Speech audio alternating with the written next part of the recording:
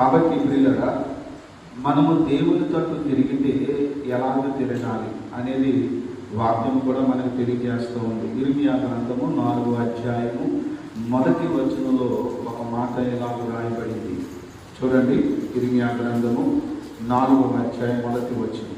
ఇదే యెహోవా వాక్కు, ఇశ్రాయేలు నీవు తిరిగి రానుద్దేశించిన ఎడల నా యొద్దకే రావలెను. నీవు ఇటు అటు తిరుగుట మాని నీ హేయక్రియలను నా సన్నిధి నుండి తొలగించి. నేటి సంఘంలో చాలా మంది విశ్వాసులు ఎక్కడికి వెళ్ళినా, ఏ ప్రాంతానికి వెళ్ళినా, ఏ ఊరు వెళ్ళినా, ఏ సంఘానికి వెళ్ళినా, అక్కడ విశ్వాసుల్లో కొంతమంది ఎలా ఉంటున్నారంటే స్థానిక దైవజనుడి మీద తిరుగుబాటు చేసి ఆ సంఘాన్ని విడిచిపెట్టి వారికి నచ్చినటువంటి సంఘానికి వెళ్ళిపోతున్నటువంటి వాళ్ళు అనేక మంది ఉన్నారు. ప్రియులరా, వాళ్ళు వెళ్ళిపోయినప్పుడు వారు రకరకాలైనటువంటి కారణాలు చెప్తారు. ఆ కారణాలు కూడా ఎవరి మీద చెప్తారంటే ఆ స్థానిక దైవజనుడి మీద ఒక ఫిర్యాదులాగా, ఆయన ఏదో తప్పు చేసినట్లుగా, పాపము చేసినట్లుగా, వీరేదో పరిశుద్ధులు నీతిమంతులు అన్నట్టుగా వాళ్ళు మాట్లాడుతూ ఉంటారు. ఈ కారణము అన్ని ప్రాంతాల్లో, అన్ని ప్రదేశాల్లో ఉంది. ఎక్కడైనా ఉంది, నా సంఘంలో కూడా ఉంది. దేవుని స్తోత్రం, హల్లెలూయా. కానీ మీరు గమనించారా, మొదటి రోజు దేవుడు మనతో మాట్లాడినప్పుడు అద్భుతమైన ఒక మాట నేను ఎప్పుడు వినలేదు, అలా ఎప్పుడు ముగించలేదు. అదేంటంటే దైవజనురాలు అమ్మాజీ గారు మాట్లాడుతూ ఉన్నప్పుడు, నీ బర్త్ సర్టిఫికేట్, నీ రిజిస్టర్ ఎక్కడ ఉంటుందంట? మన బర్త్ సర్టిఫికేట్, మన రిజిస్టర్ ఎక్కడ ఉంటుందండి? మనం ఏ గ్రామంలో పుట్టామో ఆ గ్రామంలో ఉన్న పంచాయతీలోనే నమోదు చేయబడి ఉంటుంది. మరి మనం వేరొక పంచాయతీకి వెళ్ళి నా బర్త్ సర్టిఫికేట్ ఇవ్వండి, నా బర్త్ రిజిస్టర్ నాకు రాసి ఇవ్వండి అని అంటే వాళ్ళు ఏమంటున్నారండి? అమ్మ, నువ్వు ఎక్కడ పుట్టావో, నీ రిజిస్టర్ ఎక్కడ రాయబడిందో అక్కడికి వెళ్ళిపో, ఇక్కడ ఇవ్వటం కుదరదు, ఇక్కడ లేదు నీ పేరు అని చెప్పడం మనం వింటూ ఉన్నాం. ప్రియులరా, అపోస్తలుడైన పౌలు గారు ఒక మాట చెప్తాడు. ఏమనంటే, మీకు ఉపదేశకులు 10,000 మంది ఉండవచ్చు, కానీ మీకు తండ్రి మాత్రము ఒక్కడే. ఈ సంగతి చాలా మంది సంఘ విశ్వాసులు మర్చిపోతున్నారు. నేను ఎక్కడ సువార్త విని, ఎక్కడ రక్షింపబడ్డానో, బాప్తిసం పొంది ఏ సంఘంలో చేర్చబడ్డానో అనే సంగతి మర్చిపోయి ఆ సంఘ నాయకుడిని ద్వేషిస్తున్నారు. సంఘాన్ని విడిచిపెట్టడం అంటే అర్థం ఏంటో తెలుసా? పాస్టర్ గారిని విడిచిపెట్టడం, 4 వైపులు కట్టినటువంటి గోడలను విడిచిపెట్టడము, ఈ గోడల మధ్యన కూర్చున్నటువంటి సంఘానికి రాకుండా ఉండడము కాదు. నీకు బాప్తిసం ఇచ్చి నీకు సంఘంలో చేర్చుకున్న నీ స్థానిక పాస్టర్ గారిని ద్వేషించడమే నువ్వు సంఘాన్ని విసర్జించడం. ఇలాగా చాలా మంది చేస్తూ ఉన్నారు. ఈ మాటలు ప్రభుత్వమైతే మీకొక్కరికే కాదు, యూట్యూబ్లో వీక్షించే వారందరికీ కూడా నేను ఈ మాటలు చెప్తా ఉన్నాను. ఒకవైపున యూట్యూబ్లో కోసం రికార్డ్ అవుతూ ఉంది ఈ మాటలు, కానీ ఏదో మా గురించి చెప్పారేమని మీరు అనుకోవడం అవసరం లేదు. అందుకే చెప్తున్నాను నేను, మా సంఘంలో కూడా తిరుగుబాటుదారులు ఉన్నారు. ఇక్కడ లేఖనం ఏం చెప్తుంది? ఇక్కడ మనం చదువుకున్న వాక్యంలో మీరు రానుద్దేశించిన ఎడల ఎక్కడికి రావాలి? నా యొద్దకే రావాలి. నువ్వు అటు ఇటు తిరుగుట మానాలి. దేవునికి స్తోత్రం. ఏం చేయాలంటండి? విశ్వాసులు ఏం చేయాలంట? ఆత్మీయ జీవితంలో నువ్వు కట్టబడాలంటే, నువ్వు రేపొద్దున్న నీకు మరణమే వచ్చినా లేక ప్రభు రాకడే వచ్చినా నువ్వు పరలోకానికి ఎత్తబడాలంటే నువ్వు తిరిగి రావాలి. ఏం చేయాలండి? తిరిగి రావాలి. తప్పిపోయిన కుమారుడు, తండ్రిని విడిచిపెట్టి వెళ్ళిపోయిన కుమారుడు పశ్చాత్తాపంతో బుద్ధి తెచ్చుకుని తండ్రి దగ్గరికి ఎలాగైతే తిరిగి వచ్చాడో అలాగా ప్రతి సంఘంలో ఉన్న ప్రతి విశ్వాసి కూడా స్థానిక సంఘానికి, రక్షణ పొందినటువంటి సంఘానికి పశ్చాత్తాపంతో మార్పుతో వస్తే, ఒకవేళ దేవుడు నీ విషయంలో పశ్చాత్తాపడి నీకు పరలోకాన్ని ఇస్తాడేమో. ఇవ్వడని ఎవరు చెప్పగలరు? చెప్తారా? మీకు పరలోకం వద్దా? నా మాట వినబడుతున్నాయండి? అందరికి అర్థమవుతున్నాయా? పరలోకం వెళ్ళాలంటే అంత సులువు కాదండి. పరలోకం వెళ్ళాలంటే నేను బాప్తిసం పొందేశాను, గుడికి వెళ్తున్నాను, పాటలు పాడుతున్నాను, ప్రార్థన చేస్తున్నాను, అవకాశం వస్తే ప్రసంగాలు కూడా నేనే ఇచ్చేస్తున్నాను, ఇక నాకేమీ లేదు, నేను పరలోకం వెళ్ళిపోతానని భ్రమపడకండి. చాలా మంది ఇలా భ్రమపరచు ఆత్మతో నింపబడి ఒక ముసుగులో, ఒక భ్రమలో క్రైస్తవ జీవితాన్ని జీవిస్తూ చాలా మంది పతనం అయిపోతూ ఉన్నారు. ప్రియులారా, అలాంటి వారు మరణించిన వెంటనే వాళ్ళు నిత్య నరకానికి వెళ్ళిపోయే అవకాశము ఉన్నది. అందుకని ఈ ఉపవాస ప్రార్థన కూటాల్లో దేవుడు ఏమంటాడంటే, మీరు రానుద్దేశించిన ఎడల తిరిగి నా యొద్దకే రావాలి, మళ్ళీ ఇంకో చోటకి వెళ్ళడానికి లేదు, నువ్వు అటు ఇటు తిరగడానికి వీలు లేదని కూడా దేవుడు చెప్తున్నాడు. ఇంకా ఏం చేయాలంటే గోని పట్ట ధరించాలంట. ఉపవాసం ఉండేటప్పుడు ఏం చేయాలండి అంటే గోని పట్ట ధరించుకొని ఆనాడు వాళ్ళు బూడిదలో కూర్చొని ఏమండి వాళ్ళు దుఃఖిస్తూ ఏడ్చేవారు దేవుడి కనికరం కోసం. ఎందుకు బూడిదలో కూర్చున్నారంటే తగ్గించుకోవటం. ఏంటండి? తగ్గించుకోవటం. కీర్తనల గ్రంథం 49వ అధ్యాయము 6వ వచనంలో ఒక మాట ఇలాగా ఉంది చూడండి. కీర్తనల గ్రంథం 49వ కీర్తన 6వ వచనం.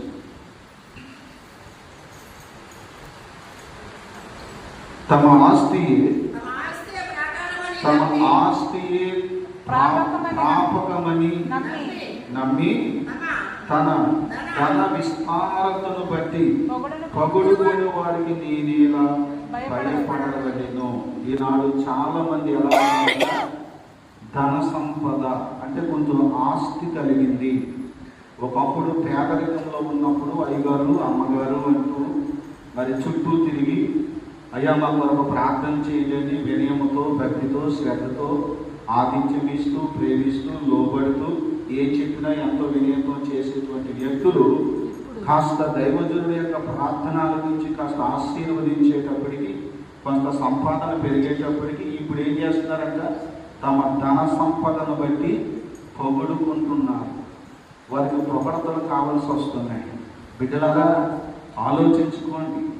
ఇటు దినము ఇటువంటి మాటలు దేవుడు మరలా మీరు మాట్లాడవచ్చు లేదా మాట్లాడకపోవచ్చు. మన ఆత్మీయ స్థితి, మన వ్యక్తిగత జీవితం ఏ విధంగా ఉంది అనేది మనం ఆలోచన చేసుకోవాలి. మనకున్న డబ్బును బట్టి, మనకున్నటువంటి ఘనతను బట్టి, ప్రజలు మనము పొగడ్డాన్ని బట్టి మనం పరలోకము వెళ్ళం.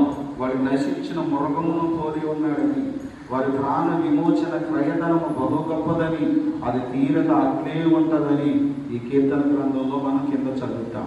కాబట్టి దేవుడి దగ్గరికి మనం ఎలా రావాలి అంటే మనపూర్వకంగా రావాలి, ఆయన దగ్గరికి రావాలి, పశ్చాత్తాపంతో రావాలి, నిజంగా మార్పు చెంది రావాలి. అదే ఆ వచ్చేటప్పుడు ఎలా వస్తున్నారు? మొదటి మార్పు వస్తుంది, రెండవది దుఃఖం, కన్నీళ్ళు పెట్టుకుని మళ్ళా తగ్గించుకొని ఇంకా ఏం చేస్తున్నారంటే ఉపవాసం ఉంది రావాలంటున్నాడు దేవుడు. ఎలా రావాలంటే దేవుడి దగ్గరికి చాలా తప్పులు చేస్తాం, మనం రకరకాల తప్పులు చేస్తూ ఉంటాం. మన తప్పుల విషయంలో మనకి నిజంగా పశ్చాత్తాపం వస్తే ఇలా రావాలంటే పశ్చాత్తాపం ఎలా రావాలి? ఏమండి? ఎలా రావాలి? కన్నీరు పెట్టుకుంటూ రావాలి, దుఃఖిస్తూ రావాలి, మనపూర్వకంగా రావాలి, ఏమండి? ఉపవాసం కూడా ఉండి రావాలి. అలా వచ్చేవాళ్ళు ఎవరైనా ఉన్నారా? లేదు. సారీ అండి, క్షమించండి అంటే అయిపోయింది.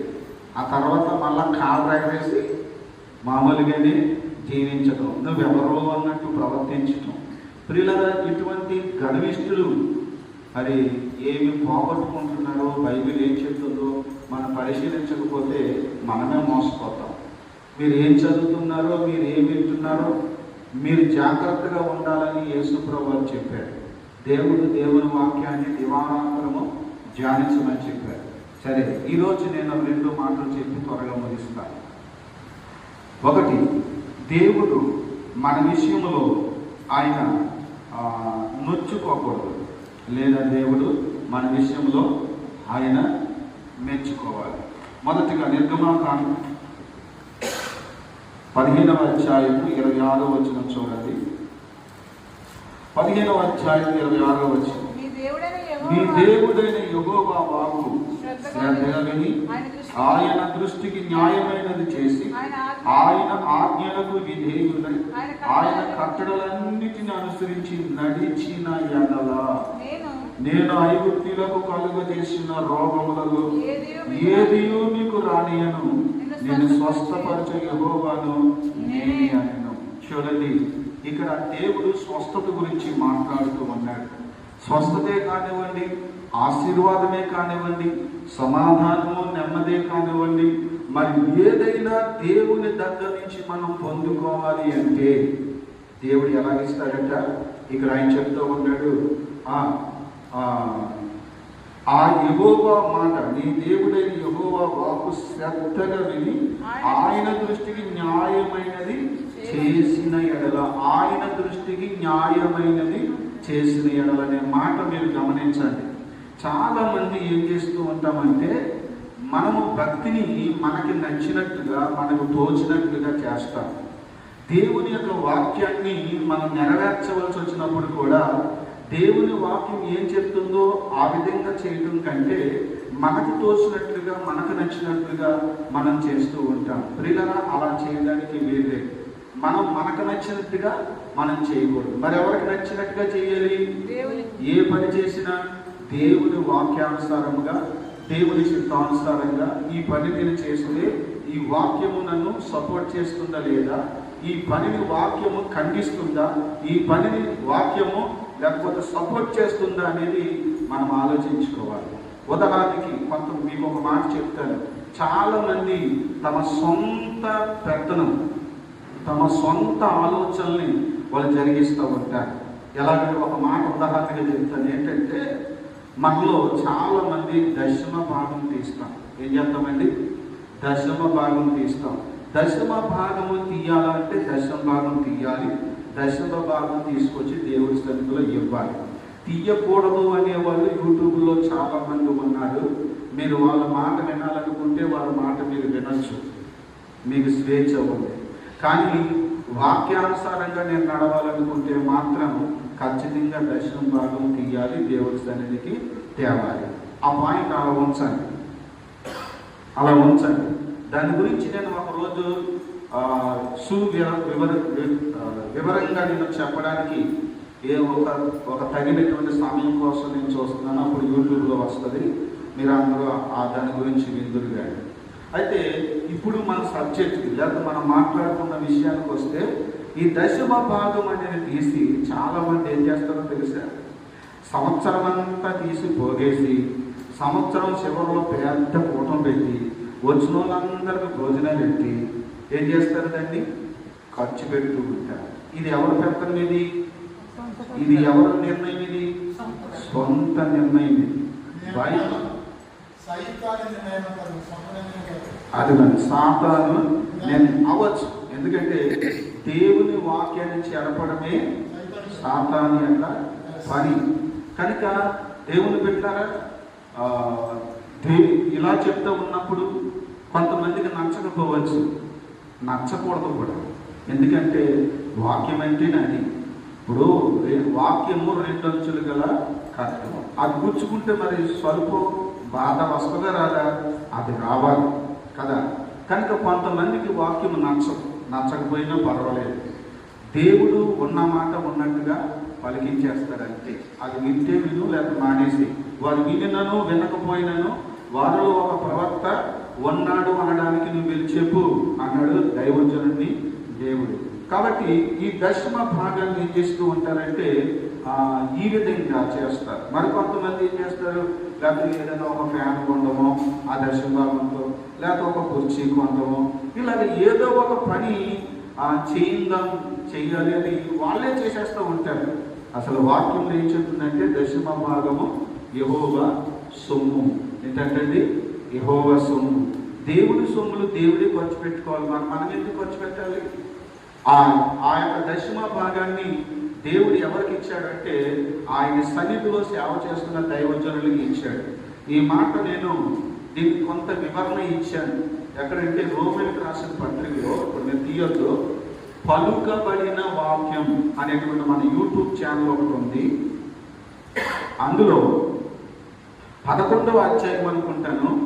ఆ అధ్యాయంలో నేను ఈ మాట చెప్పాను. దీని గురించి కొంత వివరణ ఇచ్చాను. అక్కడ యాజకులు ఇప్పుడు కూడా ఉన్నారు. ఆ యాజకులు మేమే అంటే నాలాంటి దైవజనులే అనే విషయాన్ని నేను రోమిలికి రాసినటువంటి పత్రికలో ఒక చోట నేను చెప్పాను. మీలో ఎవరైనా వినాలనుకుంటే ఆ రోమిలికి రాసిన పత్రికను ఫాలో అవ్వండి, ఎందుకంటే అది అత్యంత అవసరమైనటువంటి మాట. ఎందులో చెప్పానంటే 15వ అధ్యాయంలో రోమిలికి రాసిన పత్రిక 15వ అధ్యాయము 16వ వచనంలో రాయబడినటువంటి మాట అక్కడ ఎలా ఉంటుందో ఒకసారి చూడండి. అయినను అన్యజనులు అన్న అర్పణ పరిశుద్ధాత్మ వలన పరిశుద్ధపరచబడి ప్రీతికరమగునట్లు నేను సువార్త విషయమై చదవండి అమ్మా, చదవండి తీలేదా? రోమిలికి రాసిన పత్రిక 15వ అధ్యాయము 16వ వచనం. అయినను అన్యజనులు అర్పణ పరిశుద్ధాత్మ వలన పరిశుద్ధపరచబడి ప్రీతికరమగునట్లు నేను సువార్త విషయమై ఏం చేస్తున్నాడట? యాచక ధర్మము జరిగించుచు దేవుని చేత నాకు అనుగ్రహింపబడిన కృపను బట్టి అన్యజనుల నిమిత్తము యేసుక్రీస్తు పరిచారకుడనైతిని. అర్థమైందండి? అపోజిట్ పౌలు గారు ఎవరటండి? సువార్త ప్రకటిస్తున్నటువంటి అపోజిట్ పౌలు గారు ఎవరట? యాచకుడు. చెప్పండి అందరూ, ఎవరండి? యాచకుడు. ఏంటి పౌలు గారు యాచకుడా? పౌలు గారి గోత్రం ఏంటి? పౌలు గారి గోత్రం ఏంటండి? బెన్యామీను గోత్రం. మరి బెన్యామీను గోత్రంలో పుట్టినాడు. యాజకుడు ఎట్లా అయ్యాడు? యాజకుడు ఏ గోత్రము? లేవి గోత్రం. లేవి గోత్రంలో ఉన్నవాడు తప్ప ఇక ఏ గోత్రంలో ఉన్నవాడు యాజకుడు అవ్వడానికి అవకాశము లేదు. ఉందా? లేదు. మరి పౌలు గారు నేను యాజక ధర్మం చేస్తున్నాను, నేను యాజకుడిని అన్నాడేంటి? అదంటే ప్రియులారా, యాజక ధర్మము మార్చబడింది, యాజకులు మార్చబడ్డారు. ధర్మము అంటే పరిచర్య మార్చబడింది. దేవుని సేవకులు యాజకులు ఉన్నారు. దేవుని స్తోత్రం, హల్లెలూయా. కనుక నేటి సువార్త ప్రకటించేవారు లేక సంఘ కాపరులు, పాస్టర్లు అని పిలువబడుతున్నటువంటి సంఘ కాపరులే నేటి యాజకులు. కనుక పని ఉన్నది, జీతం మార్చబడలేదు. ఏం మార్చబడలేదు? జీతం మార్చబడలేదు. యాజకుడు మార్చబడ్డారు, పరిచర్య విధానం మార్చబడింది, జీతం మార్చబడలేదు. ఎందుకంటే జీతం డబ్బులు రాబడి ఎప్పుడు ఒకలాగే ఉంటుంది. హల్లెలూయా. కాకపోతే కాగితాలు, ముద్ర కాగితాలు వేరవుతాయేమో తప్ప ధాన్యం వేరవదు, ఫలాలు వేరవు, చెట్లకు కాసినటువంటి ఫలాలు వేరు కావు. అవి అన్ని తరాల్లోనూ ఉంటాయి. అలాగే మనీ మాత్రమే చేంజ్ కావచ్చు. ఇప్పుడు కరెన్సీ పోయింది, ఇప్పుడు ఏమొచ్చింది? ఆన్లైన్ పేమెంట్స్ వచ్చేసింది. ఇలా మార్పు చెందుతుందేమో, ఆ మార్పు ఉంటుందేమో, కానీ రాబడిలో మాత్రం ఒకటే విధానం. దేవుని స్తోత్రం.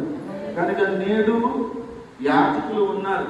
దీని గురించి కొంత వివరణ ఆ 15వ అధ్యాయంలో నేను ఇచ్చాను. మీరు ఎవరైనా పలుకబడిన వాక్యము అనే ఛానల్ మీరు కొట్టి అందులో 15వ అధ్యాయం ఉంటుంది, మీరు వినగలిగితే వినాలని ప్రభు పేట మనం చేస్తున్నాను. కాబట్టి ఈ దశమ భాగమును తీసి వాళ్ళ సొంత ఆలోచన చేస్తూ ఉంటారు. మీకు మాట గుర్తు చేస్తారు. సౌలు విషయంలో జనులు అన్నారట, శపితమగు వాటిలోని కొన్ని గొడ్లను ఎడ్లను కడగా ఉంచి దేవునికి బలి అర్పిందాము అన్నారట. ఏమర్పిస్తారటండి? బలి అర్పిద్దాం అన్నారట. బలి అర్పిస్తే దేవుడికి కదండి అర్పిస్తున్నారు అనుకుంటాం. నేను ఒక మాట చెప్తున్నాను, మీరు మనుషుల మాట వింటే మీరు పతనం అయిపోతారు. ఎవరి మాట వింటే? మనుషులు. ఏ మనుషులు వాళ్ళు? ఏ మనుషులైనా సరే మీరు వింటే దేవుని మాట మీరు వినండి. మీరు దేవుని స్వరాన్ని జాగ్రత్తగా మీరు వినగలిగిన వారైతే దేవుని మాట వినండి. బైబిల్లో ఉండి దేవుని మాట వినండి, లేదా దైవజనుడు చెప్పే మాట వినండి. దైవజనుడు మీకు కాపరి, మిమ్మల్ని నడిపించేవాడు. దైవజనుడు అంటే ఎవరండి? మిమ్మల్ని నడిపించేవాడు. మీరు నడిపించే వాళ్ళు వెంబడిస్తేనే మీరు గమ్యానికి చేరుతారు. కాబట్టి నడిపించేవాడిని దేవుడు ఒకరిని నియమించాడు కనుక ఆ దైవజనుని గౌరవించి ఆయన యందు భయభక్తులుంచి ఆయన మాట విని మన వెనకాల మనం నడుచుకోగలిగితే మనం సరైన దారిలో నడవగలుగుతాం. కానీ చాలా మంది ఏం చేస్తారంటే, నాకంటే 5 సంవత్సరాల ముందు బాప్తిస్మం పొందారు, లేదా నాకంటే ముందు మందిరానికి వెళ్తున్నారని ఏ పనైనా చేయవలసి వస్తే వాళ్ళ మాట వీళ్ళ మాట తీసుకుని వాళ్ళు చెప్పినట్టుగా చేస్తారు. అంతేకాని దైవజనుని, అయ్యా నేను ఈ పని చేయాలనుకుంటున్నాను, నన్ను ఎలా చేయమంటారు, ఇగో ఈ కానుక నా దగ్గర ఉంది, ఇది దేవునికి ఇవ్వాలనుకుంటున్నాను, ఇది ఏం చేయమంటారని అడగరు. హల్లెలూయా. ఆ పక్కలను అడుగుతారు, ఈ పక్కలను అడుగుతారు. వాళ్ళు ఏమంటారు, ఆ ప్యాడ్ కొనే, లేదా ఈ కుర్చీ కొను, లేదా గిన్నె కొను, ఆ మొక్క కొను, ఈ విధంగా వాళ్ళు చెప్తారు. ప్రియులారా, వీళ్ళంట దేవునికి బలి అర్పిందాము అన్నారట. బలి అర్పిందామని ఎందుకు అన్నారని మనం ఆలోచన చేయగలిగితే, ఈ పరిశుద్ధ గ్రంథంలో కొన్ని బలులు ఉన్నాయి. ఒక బలి దహన బలి, అది పూర్తిగా కాల్చేయాలి. కానీ మిగతా బలులు ఉన్నాయే, ఆ బలి అర్పించినప్పుడు ఏ దైవజనుడు అర్పించాడో ఆ దైవజనుడికి కుడి జబ్బ బోర ఇచ్చేయాలి. ఏం చేయాలండి? ఒక కుడి జబ్బ, అది మేక అయితే మేక కుడి జబ్బ, గొర్రె అయితే గొర్రె కుడి జబ్బ, ఒకవేళ అది ఎద్దు అయితే ఎద్దు కుడి జబ్బ ఆ దైవజనుడికి ఇచ్చేయాలి. మిగతాది ఏం చేయాలి అని అంటే, అది వండుకుని వాళ్ళు, వాళ్ళ ఇంటి వాళ్ళు, స్నేహితులు, విధవరాళ్ళు, పరదేశులు, దిక్కులేని వాళ్ళు అందరూ కలిసి భోజనాలు చేయాలి. ఇప్పుడు మీరు ఆలోచన చేయండి, సౌలు అమాలేకుల పట్టణానికి వెళ్ళినప్పుడు అక్కడ మొత్తం అంతా నిర్మూలన చేయమని దేవుడు చెప్తే కొన్నాటిని జనులు కడగా ఉంచారట. ఎందుకు ఉంచారు వాళ్ళు? ఎందుకు ఉంచారు? వారి ఆలోచన ఏంటంటే, ఇది దేవుడికి బలిగా అనిపిస్తే ఒక 3 జబ్బ దైవజనుడు పోయినా 4 జబ్బలు 3 జబ్బలు మనకే ఉండిపోతాయి, బాగా బలిసినాయి కాబట్టి మనం ఎంత తిన్నా సరే తరగదు, కాబట్టి మనము మన పిల్లలు మన ఇంటి వాళ్ళ సంతర్పణ చేసుకోవచ్చు అని చెప్పి రాజుగారు దేవునికి బలి అర్పిద్దామండి అన్నారు. ఈయన ఈ ముందు వెనక ఏమీ ఆలోచించుకోలేదు, దేవుడు ఏం చెప్పాడు అనేది జ్ఞాపకం చేసుకోలేదు. దేవుడికి బలి అర్పిస్తే దేవుడు సంతోషించేస్తాడు కదా అనుకున్నాడు. అర్థమైందా? నువ్వు కుర్చీ కొనుక్కొచ్చి దేవుడికి ఇచ్చావనుకో, దేవుడి సంఘంలో సంతోషమే. కానీ దశమ భాగంలో తీసుకొచ్చి నువ్వు కుర్చీ కొనిస్తే దేవుడికి ఏం సంతోషం? సౌలు అదే చేశాడు. అందుకని దేవుడు సౌలు విషయంలో నొచ్చుకున్నాడు. ఏం చేశాడు? నొచ్చుకున్నాడు అంటే బాధపడ్డాడు. నేను ఎందుకు రాజుగా నియమించానా అంత బాధ వచ్చేసింది. ఎవరికి? నియమించినటువంటి దేవుడికి. నీ విషయంలో దేవుడు నొచ్చుకోకూడదు, మన విషయాల్లో దేవుడు నొచ్చుకోకూడదు. మన విషయాల్లో ఎప్పుడు నొచ్చుకుంటున్నాడంటే, మనం దేవుడి చిత్తానుసారంగా కాకుండా మన ఆలోచన ప్రకారంగా చేస్తున్నాము, లేదా మనకు ఎవరైనా సలహా ఇస్తే ఆ సలహా ఇచ్చిన వారి యొక్క మాట ప్రకారంగా చేస్తున్నాము తప్ప దేవుడి వాక్యాన్ని ఇది సమర్థిస్తుందా ఈ పనిని లేదని ఆలోచించట్లేదు. అసలు దశమ భాగం విషయానికే వస్తే, దైవజనుడికి దేవుడు దాన్ని ఎలాగిచ్చాడంట? జీతముగా ఇచ్చాడు. ఎలా ఇచ్చాడండి? అవును, దైవజనుడు దేవుడికి మొరపెడతాడు. దైవజనుడికి ఏమైనా తప్పు వస్తే, వాళ్ళకి ఏదైనా కొదువు వస్తే, వాళ్ళకి ఏదైనా అవసరం వస్తే, బాబు మణిబాబు నాకు ఇది అవసరంగా ఉంది, ఓ 10,000 అయినా అడుగుతారండి? అడగరు కదా. మరి ఎవరిని అడుగుతారు? దేవా నన్ను పిలిచింది నీవు, ఈ సేవలో నన్ను పెట్టింది నీవు, నాకు ఎంతమందిని ఆత్మను అప్పగించింది నీవు, రాత్రనక పగలనగా నేను ఈ పరిచర్యలో ఉన్నాను, నాకు ఇంత అవసరాలు ఉన్నాయి, నా కుటుంబ అవసరాలు ఉన్నాయి. ఉండవా? దైవజనుడికి అవసరాలు ఉండవా? ఏమంది? నీకైతే పట్టుచీర కావాలి, మరి పాస్టర్ గారికి పట్టుచీర అక్కర్లేదా? నీకైతే సూటు బూటు కారు కావాలి, మరి దైవజనుడికి సూటు బూటు కారు అక్కర్లేదా? నువ్వు సూటు బూటు కారు వేసుకోవాలి, ఆయన సిరిపోని సొక్క వేసుకుని, అరిగిపోని చెప్పులు వేసుకుని, డొక్కు సైకిల్ వేసుకుని రావాలా? ఆయన మనిషి కదా. ఒక మాట మీద అర్థం చేసుకోండి, దేవుడు ఏం చెప్పాడో తెలుసా? ఎవడైతే అబ్రహాములాగా దేవుని యందు విశ్వాసం ఉంచుతాడో వాడంటే ఎలాగ ఆశీర్వదించబడతాడు? అబ్రహాములాగా ఆశీర్వదించబడతాడు. ఎక్కడుంది ఈ వాక్యము? గలతీ పత్రిక 3:16 ఉంది. దేవుని స్తోత్రం. ఏమందో నేను ఏం మాట్లాడినా వాక్య ఆధారంతో మాట్లాడుతున్నాను. మీరు జాగ్రత్తగా వెళ్ళండి, తర్వాత అయినా పరిశీలించుకోండి, అవసరమైతే రాసుకుని తర్వాత చదువుకోండి. సొల్లు పొల్లు మాటలు మాత్రం నేను ఎప్పుడు మాట్లాడాను. నేను మాట్లాడాను అంటే ఒక వాక్యాన్ని అది అక్కడ ఉంటుంది అంతే. అలా కాదు అనేవాడు ఎవడంటే రావచ్చు. కాబట్టి ప్రియులారా, ఆలోచన చేయండి. దైవజనుడు ఆయన అవసరాల కోసం దేవుడికి మొరపెడతాడు. ఆ దినాల్లో కూడా ఇశ్రాయేలులు ఏం చేశారంటే యాజకులకు దశమ భాగాలు ఇవ్వటం మానేశారు. ఇశ్రాయేలులు పతనమైపోవడానికి, నాశనమైపోవడానికి, ఇశ్రాయేలులో కొన్ని వందల వేల మంది నాడు నశించిపోయి నరకానికి పోవడానికి కారణం ఏంటో తెలుసా? చచ్చిపోయినట్టు, మారు మనసు లేకుండా చచ్చిపోయిన వాళ్ళు ఎక్కడికి వెళ్తారండి చెప్పండి? మారు మనసు లేకుండా దేవుని చిత్తానుసారంగా కాకుండా నడిచి చచ్చిపోయిన వాళ్ళు ఎక్కడికి వెళ్తారు? కాలం అయిపోయి చచ్చిపోయినా, యుద్ధం వచ్చి చచ్చిపోయినా, తెగులు వచ్చి చచ్చిపోయినా, వాళ్ళకు మార్పు లేదు, వాళ్ళు దేవుని చిత్తానుసారంగా నడవలేదు కనుక వాళ్ళు ఎక్కడికి వెళ్ళిపోతారు? నరకానికి వెళ్ళిపోతారు కదా. మరి ఇప్పుడు మీలో ఎంతమందికి మార్పు ఉంది? మీరు ఇదే బ్రతికితే మీరు నరకానికి వెళ్ళరా? ఆలోచన చేసుకోండి.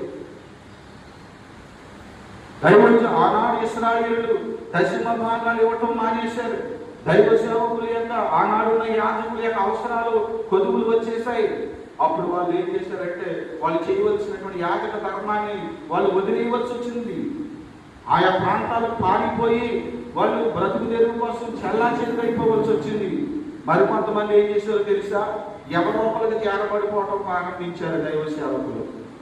ఎవరో ఒకరికంటే ఏ రాజుకో, మంత్రికో, సైన్యాధిపతికో, ధనవంతుడికో వాళ్ళు అటాచ్ అయిపోయారు. అయ్యగారు వందనాలు అంటున్నారు. ఆడేమో ఈయన అయ్యగారు అనవాలి. అసలు ఈయనే వాళ్ళు ఏం చేస్తున్నాడు? అయ్యగారు అని పిలిచే దీన స్థితికి దైవజనుడు దిగజారిపోయాడు. కారణం ఏంటి? ఇశ్రాయేలులు దేవుడి మాట సరిగా వినక, దేవుడు చెప్పినట్లుగా దశమ భాగము కానీ అర్పణలు కానీ వారు తేక, దైవజనుల అవసరాల్లో కొదువచ్చి ఎవరు నడుపుకుంటారు వాళ్ళు? అందుకని అందరు నడుపుతారు కదా. ఏమున్న వాళ్ళకో, ధనవంతుడికో, రాజుకో చేరబడిపోయి అయ్యగారు మీకు జయమండి అనేవారు. నేను యుద్ధానికి వెళ్తున్నాను, నాకు జయం వస్తుందా అని అడిగితే, ఓ ఎందుకు రాదు, ఇదిగో ఎత్తు కొమ్ములు ఇలా పెట్టుకుని వచ్చి ఇలా పొడిస్తే ఏమవుతుందో తెలుసా? అలాగ అందరినీ జయించేస్తారని గొడవకులాగా వాళ్ళు చెప్పవలసి వచ్చింది. అబద్ధ ప్రవక్తలు ఎలాగొచ్చారనుకుంటున్నారు? అలాగే వచ్చారు బిడ్డలాగా.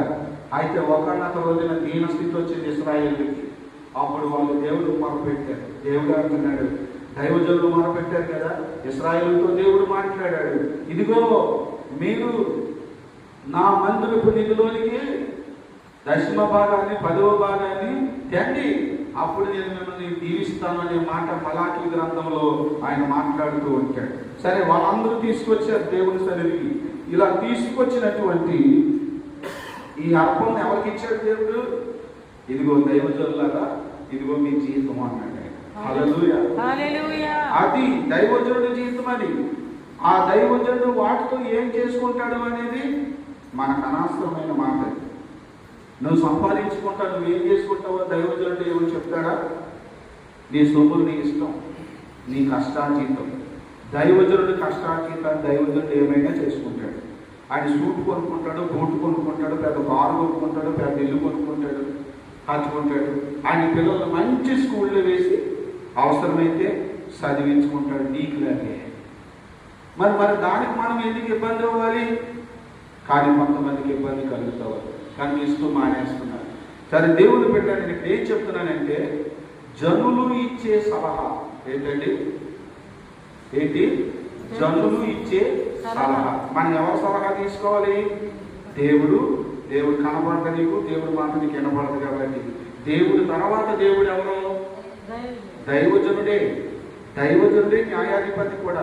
ఆయనే తీర్పు తీర్చేవాడు. దైవజనుడే తీర్పు తీర్చేవాడు. సంఘంలో ఏదైనా ప్రాబ్లం వస్తే ఎవరికైనా ఇద్దరికి, వాళ్ళిద్దరు రావాల్సింది ఎవరి దగ్గరికి? గ్రామంలో ఉన్న అన్యజనుల దగ్గరికి కాదు. ఎవరి దగ్గరికి రావాలి? దైవజనుల దగ్గరికి రావాలి. మా ఇద్దరికి ఇలాంటి ప్రాబ్లం వచ్చింది, కొంచెం మీరు ఏదైనా న్యాయం చెప్పాలి. అలా న్యాయం తీర్చే న్యాయాధిపతి కూడా ఎవరు?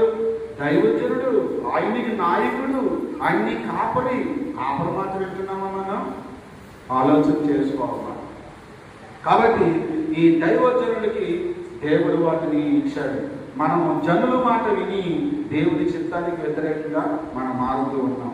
సౌలు విషయంలో కూడా అదే జరిగింది.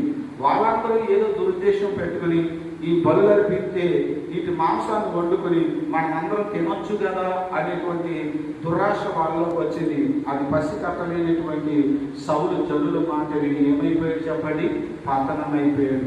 అదే అధ్యాయంలో మనం చదువుతాం, ఇక నీ రాజ్యము నిలబడి దేవుడు నిన్ను తునీకరించి వేరే వానికి నీ యొక్క రాజ్యాన్ని, సింహాసనాన్ని దేవుడు ఇచ్చి వేశాడు అంటాడు సౌలు గారితో. ఎవరు? సమూయేలు గారు. బిడ్డలారా ఆలోచించేది. సౌలు విషయంలో దేవుడు నొచ్చుకుని ఎప్పుడైతే నొచ్చుకున్నాడో సౌలు జీవితం పతనమైపోయింది. చివరికి సౌలు కుటుంబమే లేకుండా పోయింది. సౌలుకి సింహాసనం కూడా లేకుండా పోయింది. ఎంత దుఃఖకరం, ఎంత బాధకరం. అయితే నీ విషయంలోనూ నా విషయంలోనూ దేవుడు ఎలా ఉండాలి అని అంటే, ఎలా ఉండాలంటే దేవుడు మన విషయంలో మెచ్చుకునేటట్లుగా ఉండాలి. ఎలా ఉండాలండి? మెచ్చుకోవాలి. సౌలు విషయంలో దేవుడు ఏమయ్యాడు? నొచ్చుకున్నాడు. మరి ఎవరి విషయంలో మెచ్చుకున్నాడు అంటే ఫినెహాసు విషయంలో దేవుడు మెచ్చుకున్నాడు. మీరు సంఖ్యాకాండం 25వ అధ్యాయం కానీ చదివితే ఇశ్రాయేలులో మోయాబీ స్త్రీలతో వ్యభిచారం చేశారని, ఆ స్త్రీలు ఇశ్రాయేలులను వారి యొక్క దేవతలకు బలులు అర్పిస్తున్నాము, మీరు వచ్చి భోజనాలు చేయాలి అని ఇశ్రాయేలును కోరినట్టుగా మనకు అక్కడ వాక్యంలో కనిపిస్తుంది. ఈ పరిస్థితి ఎందుకు వచ్చింది అంటే ఇశ్రాయేలు ఐగుప్తు నుంచి కనానికి వస్తున్న క్రమంలో మోయాబు దేశానికి వచ్చినప్పుడు అక్కడ ఆ దేశంలో బాలాకు అనేటువంటి రాజు భయపడి ఆ దేశంలో ఉన్నటువంటి బిలాము అనేటువంటి ప్రవక్తను పిలిపించి, ఓ దైవజనుడా, నీవెవరినైనా దీవిస్తే దీవెన వస్తుంది, నువ్వెవరినైనా శపిస్తే శాపం వస్తుంది, అది నాకు తెలుసు. కాబట్టి ఇదిగో ఐగుప్తు నుంచి ఒక జనాంగం వస్తుంది, ఆ జనాంగాన్ని నేను జయించలేను, ఆ శక్తి నాకు లేదు.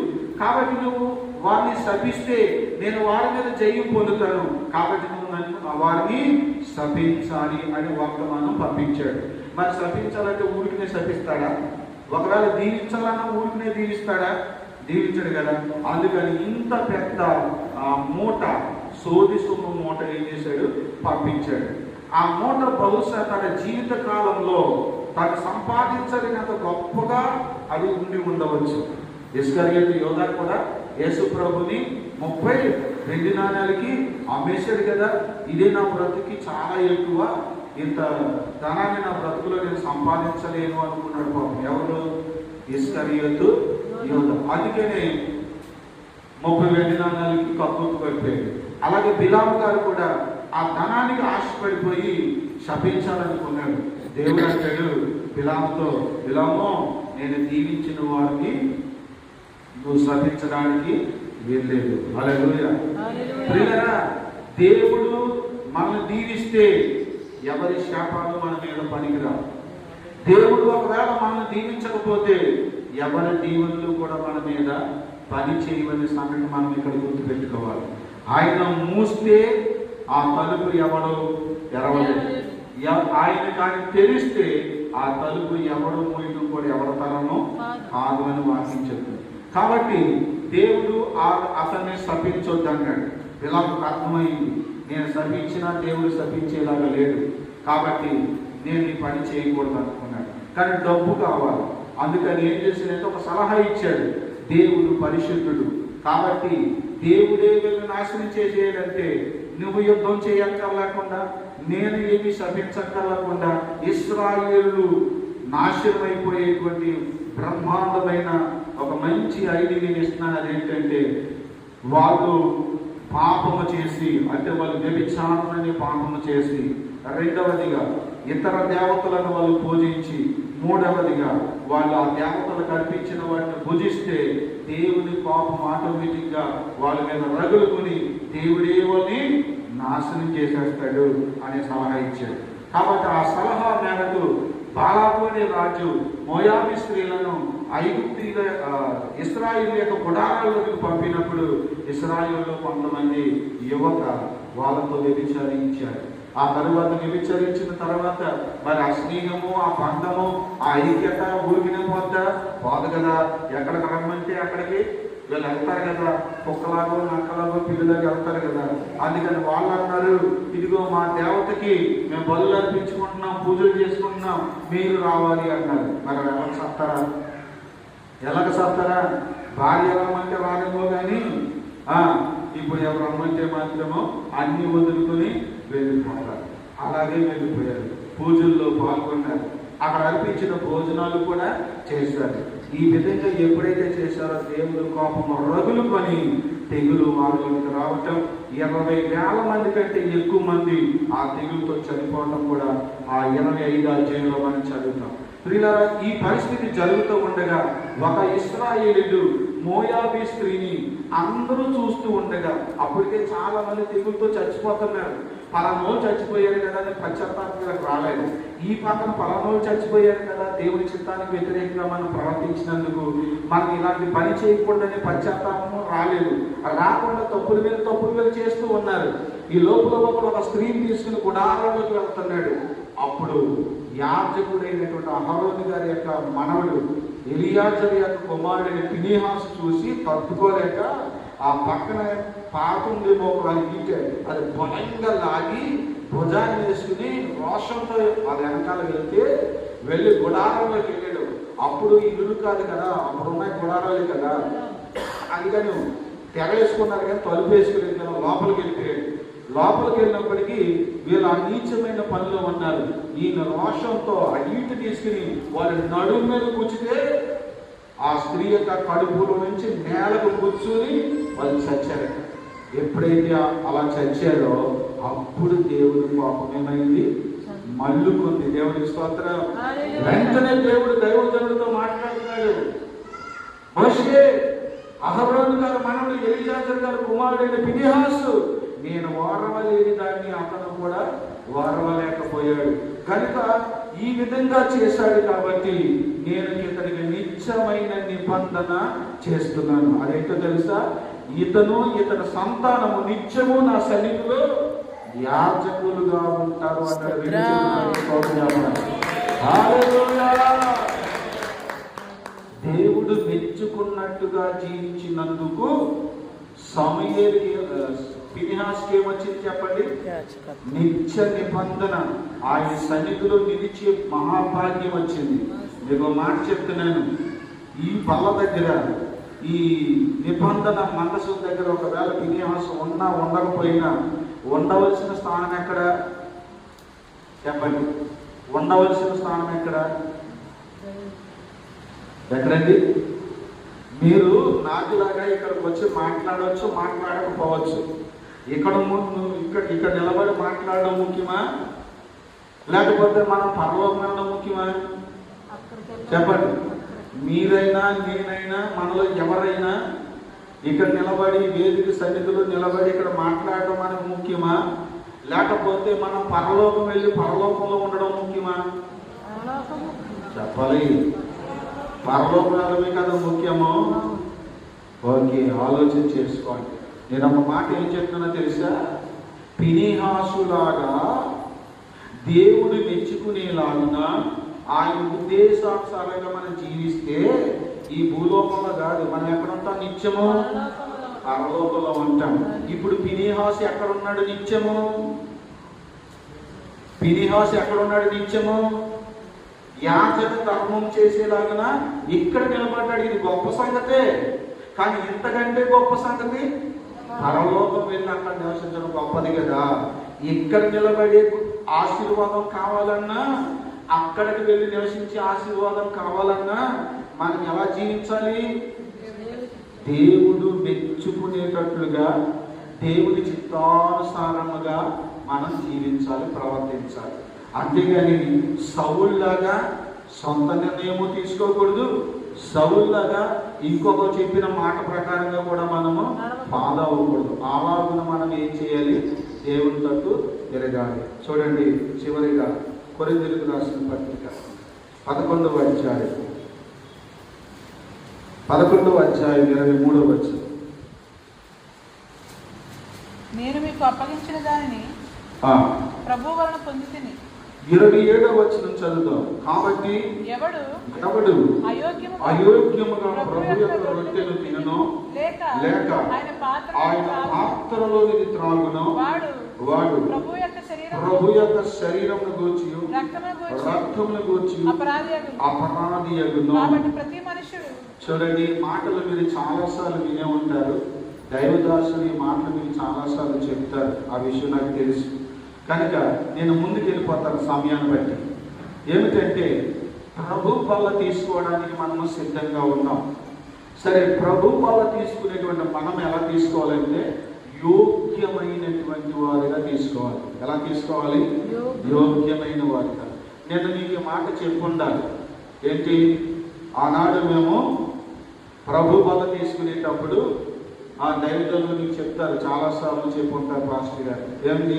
ప్రభు బల్ల తీసుకునేటప్పుడు ఈ వారం అంతా, ఈ నెలంతా నేను పరిశుద్ధంగా ఉన్నాను, నీతిగా ఉన్నాను, మంచిగా ఉన్నాను, ప్రభు బల్ల తీసుకోవడానికి నేను అర్హురాలిని అని చెప్పి ఒకప్పుడు తీసుకునేవారా లేదా? కొంతమంది తీసుకునేవారా? జాగ్రత్త, ఆ విషయాలు కూడా గుర్తు చేసుకోండి బిడ్డలారా.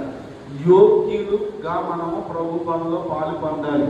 ఏదో ప్రసాదంలాగా, ఏంటండి, ఏదో ప్రసాదంలాగా ఇంత రొట్టె ముక్క, ఇంత ద్రాక్షారసం ఇచ్చేస్తారు, అలా గొంతులు వేసేసి వెళ్ళిపోతాం అని చెప్పి వచ్చి ఇక్కడ ఇది ప్రభు శరీరం అని వివేచించకుండా, అలాంటి ఆలోచన లేకుండా, ప్రభు శరీరం కాదని తెలివి లేకుండా ఏదో ప్రసాదంగా నోట్లో వేసుకుని వెళ్ళిపోతే రేపొద్దున నిత్య నరకంలో ఉంటారు, శపించబడతారు, దేవుని శిక్షకు పాత్రులు అయిపోతారు. జాగ్రత్త.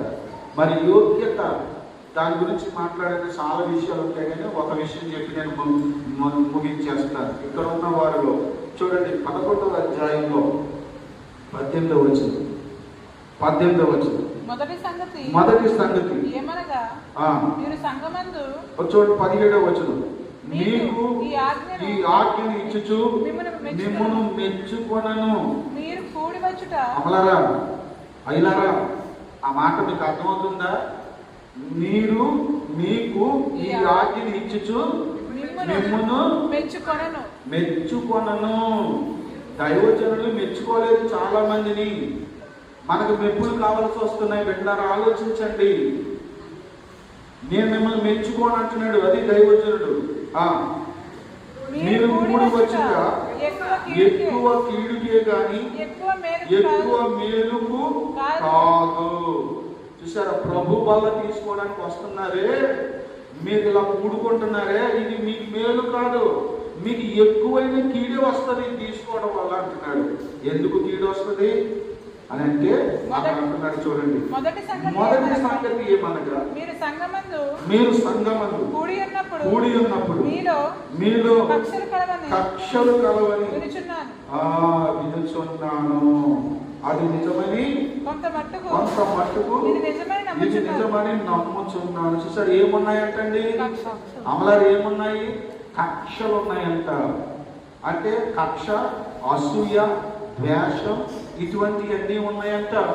అంటే మనకు కక్ష ఉండకూడదా? ఎవరి మీదనో ఉండకూడదు. ఎవరి మీదైనా మనకు అసూయ ఉండకూడదా?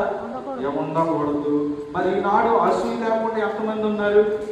ఈనాడు ఎంతమంది కక్ష లేకుండా ఉన్నారు? ఆలోచించండి. ఇలా కక్షలతోనూ కార్పణ్యాలతోనూ నిండుకొని, అసూయతోనూ ద్వేషంతోనూ నిండుకొని, స్వార్థంతో నిండుకొని ప్రభు బలలో పాల్పొందుతున్న మీకు మరెక్కువ కీడికే కానీ మీకు మేలు మాత్రము జరగదని దైవజనుడు వాక్యంలో తెలియజేస్తూ ఉన్నాడు. ఆలోచించారా? కక్ష లేకుండా మంచి హృదయంతోనే ఉన్నామా? ఇక్కడ కూర్చున్న మన హృదయంలో కల్మషం లేకుండా ఉన్నామా? పవిత్రమైన హృదయంతో ఉన్నామా? శుద్ధి చేయబడి ఉన్నామా? ఆలోచన చేసుకోండి. రకరకాలైన ఆలోచనలతో, రకరకాలైన ఉద్దేశాలతో కూర్చుంటున్నాం. మనం కూర్చుని ప్రభు వాళ్ళకు వచ్చేస్తున్నాం. మనం ఇక్కడ బాగానే ఉంటుంది, తీసుకో, తినో, తాగు, బాగానే ఉంటుంది. రేపు కుటుంబం కదా, బకెట్ అని చెప్తాం కదా, ఏమండి? ఆ బకెట్ తగ్గేసిన తర్వాత అప్పుడు ఉంటుంది. ఎక్కడికి వెళ్తావు? ఇక్కడ ఏం చెప్పాడు? అక్కడికి దేవుడు ఏం చేస్తున్నాడంటే పనిష్మెంట్ ఇస్తున్నాడంట. ఎలా ఇస్తున్నాడు పనిష్మెంట్? చూడండి, అక్కడ ఈ 30వ వచనంలో, ఇందువలనని మీరు అనేకులు నీ అర్థం వచ్చి అంటున్నాను. ఏమొచ్చేస్తుందమ్మా? నీరసమంట. బలహీనులను రోగులనై ఉన్నారు. చాలా మంది నిద్రపోతున్నారు, చచ్చిపోతున్నారంట. ఒకటి బలహీనులు అయిపోతున్నారు, రెండు రోగగ్రస్తులు అయిపోతున్నారు, మూడో చివరికి వాళ్ళు ఇంగ్లాండ్ కదా మూడోసారి బయటికి తెలియజేస్తున్నారు. ఇది అందుకని నేను ఏమన్నాడు తెలుసా? కాబట్టి మనలను మనమే విమర్శించుకునే ఎడల ఇలాంటి తీర్పు పొందకపోదు అని కింద చెప్పాడు. దేవుడి స్తోత్రం. కనుక ప్రభు బలకు తీసుకోవడానికి వస్తున్న మనందరం మిమ్మల్ని మీరు పరీక్షించుకోండి. మీలో కక్షలు కానీ, మీలో ద్వేషం కానీ, మీలో అసూయ కానీ, మీలో గర్వం కానీ, ఇటువంటి ఏమైనా దేవుడికి ఇష్టం లేనివి ఏమైనా ఉన్నాయేమో పరిశీలించుకొని వాటిని మీరు విడిచిపెడితే పశ్చాత్తాపంతో విడిచిపెట్టాలి. పూర్ణహృదయంతో దేవునితో తిరగాలి. అవసరమైతే మీ పాపాలు క్షమించబడ్డాయో లేదో మీకు నిర్ధారణ కాకపోతే ఉపవాసం ఉండి ఏడవాలి. ఏం చేయాలి? ఏడవాలి. మీరు ఉపవాసం ఉండి ఏడ్చినప్పుడు దేవుడు మిమ్మల్ని కానీ క్షమించాడు అనుకోండి, అప్పుడు మీకు మరలా మీ హృదయంలో శాంతి కలుగుతుంది, మీ మనసులో నెమ్మది కలుగుతుంది. మీకు శాంతి కలగలేదు, మీకు నెమ్మది కలగలేదు, ఇంకా ఎక్కడో గిల్టీ ఉంది అంటే మీరు క్షమించబడాలి. ఈ మాట ఎవరు చెప్తారు? పౌలు గారు చెప్తారు. ఎక్కడ చెప్తారు? ఎబ్రీ పత్రికలో చెప్తారు. మరలా జ్ఞాపకానికి రావద్దు ఇంకా మళ్ళా ఆ గిల్టీ ఫీలింగ్ ఉండదట ఇక. కాబట్టి అంతగా శుద్ధి అయిపోతారు దేవుడు క్షమిస్తే. అలా ఉన్న శుద్ధి చేయబడాలని, పశ్చాత్తాపడాలని ప్రభు గారు నేను మీకు మనవి చేస్తూ ఉన్నాను. దేవుడి మాటలు మీ అందరికీ కూడా దీవించునుగాక. ప్రార్థన చేసుకుంటాం. ఎన్నో వాక్యం కోసం ఒక 2 నిమిషాలు మనం పశ్చాత్తాపంతో దేవుని వేడుకుందాం. ఎంతమంది ఈ మాటలను అర్థమైనయో ఏంటో ప్రియులారా, ఒకసారి ఆలోచించేద్దాం. ప్రభువా, నేను నీ తట్టు తిరుగుతున్నాను, మనసారా తిరుగుతున్నానని చెప్పగలవా? పూర్తిగా తిరగండి, సగం కాదు తిరిగితే దేవుని తట్టు. మీరు వస్తే దేవుని సన్నిధికి నా దగ్గరికి రావాలి. అటు ఇటు తిరిగితే మీకు క్షమాపణ ఉండదు. సంఘాన్ని విడిచిపెట్టి, చర్చిని విడిచిపెట్టి, పాస్టర్ని విడిచిపెట్టి అటు ఇటు తిరిగే వాళ్ళు ఎవ్వరికి రక్షణ ఉండదు. రాసి పెట్టుకోండి. ప్రార్థన చేద్దాం అందరూ. దైవజనులు రమేష్ గారు మన ప్రార్థనలు నడిపిస్తారు. మన అందరూ కూడా 2 నిమిషాలు ప్రార్థన